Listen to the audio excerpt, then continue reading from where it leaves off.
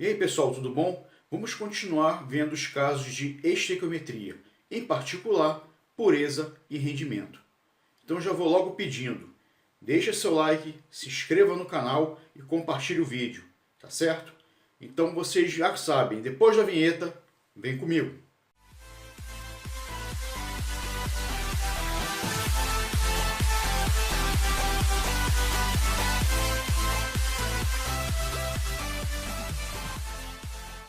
Bom pessoal, vamos começar a ver então a pureza de reagente.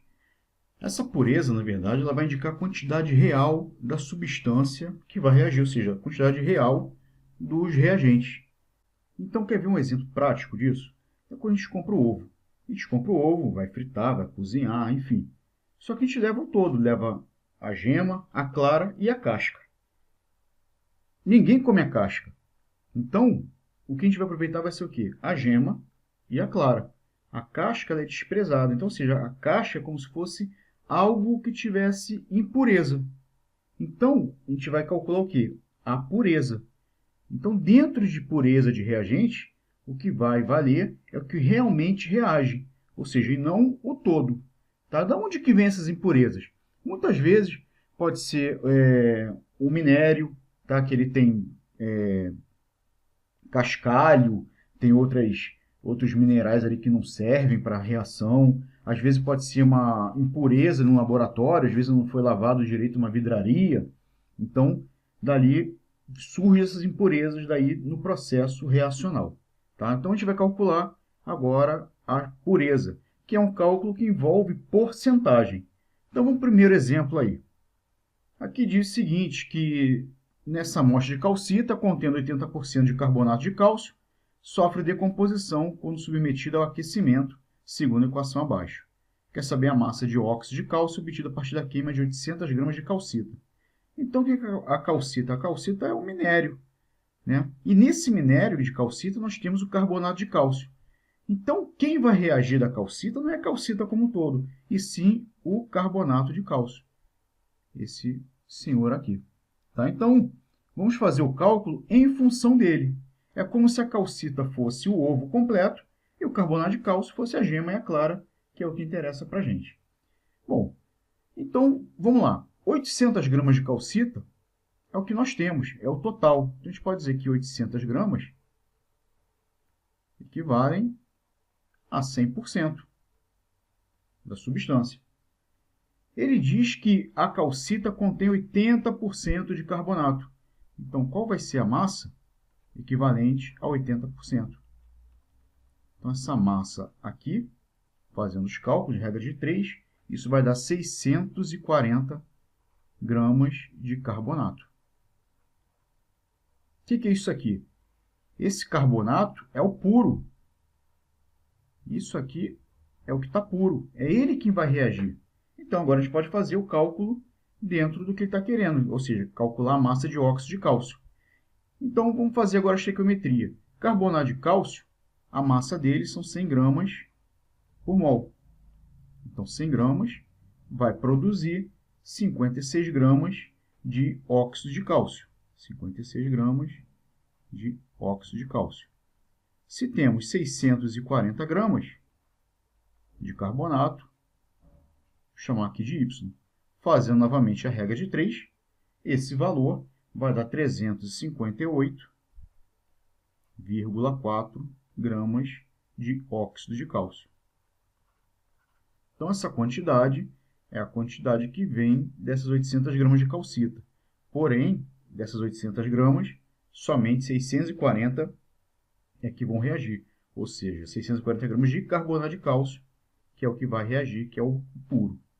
Então, a gente sempre envolve regra de 3, lógico, e associado à porcentagem. Vamos a outro exemplo aí. Bom, está falando que o gás hilariante pode ser obtido pela decomposição térmica do nitrato de amônio. Se de 4 gramas de sal obtivermos 2 gramas de gás hilariante, podemos prever que a pureza do sal é da ordem de... Então, ou seja, ele quer saber agora a porcentagem que envolve a quantidade pura dele aí, tá? Ou seja, a pureza. Então, primeiramente, vamos fazer a reação. É a decomposição térmica do nitrato de amônio. Vai sofrer aquecimento. vai formar o N2O, que é o gás hilariante, mais H2O. Fazendo balanceamento, que são 2 mols de água. A água, nesse caso, não vai ter influência lá no cálculo, né, mas é sempre bom notar a reação. O que a gente sabe?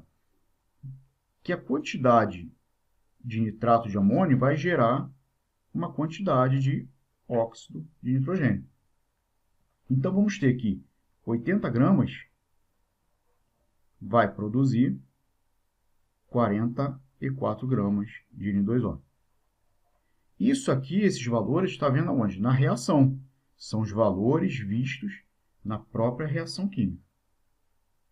Então, X gramas vai produzir 2 gramas de N2O. Então, esse X vai ser igual, fazendo a regra de 3, né?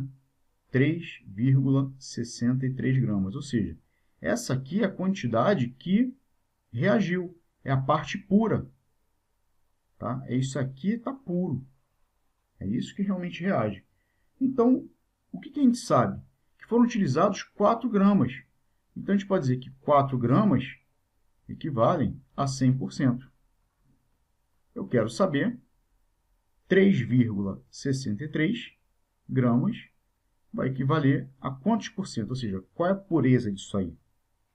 Novamente, esse valor vai dar 90,9%. Isso aqui é aproximadamente 90% letra B.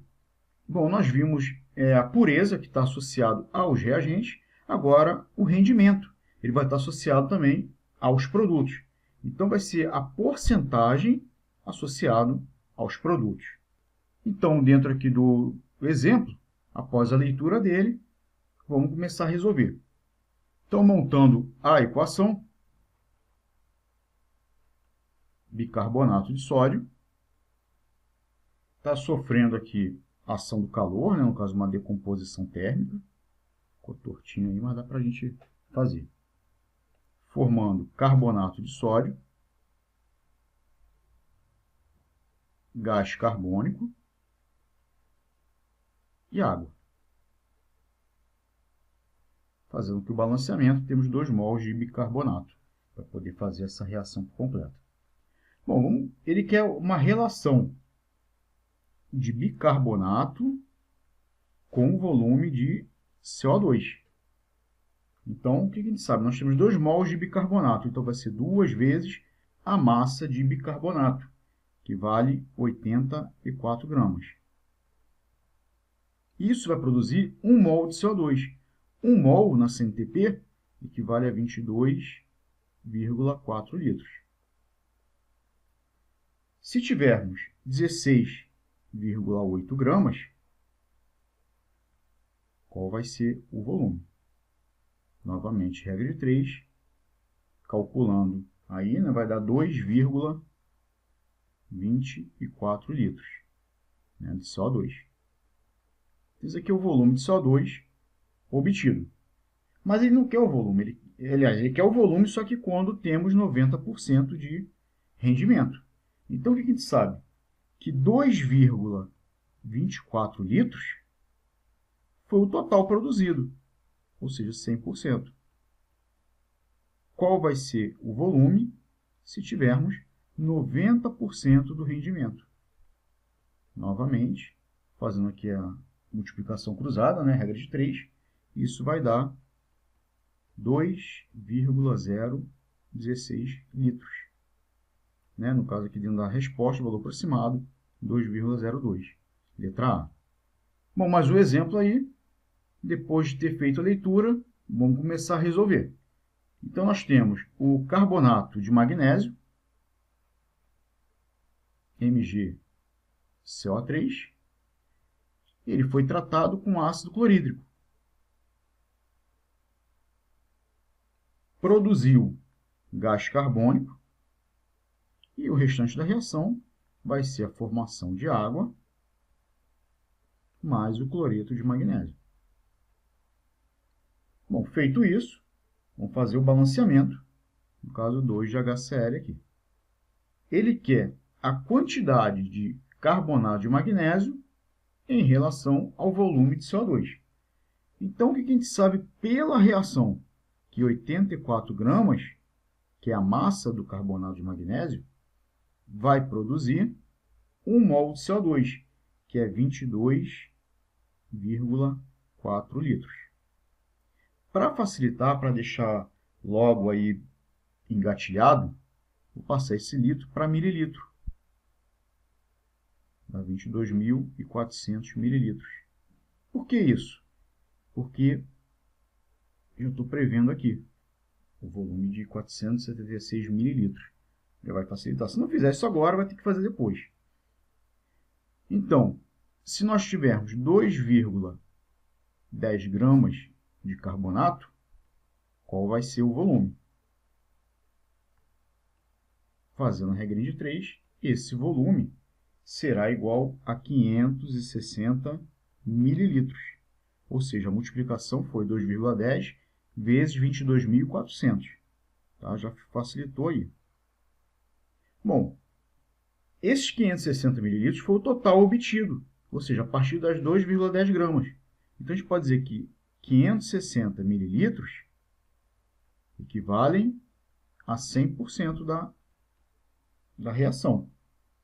Se tivermos 476 mililitros, que foi realmente, né, o que ele obteve, vai ter Y%.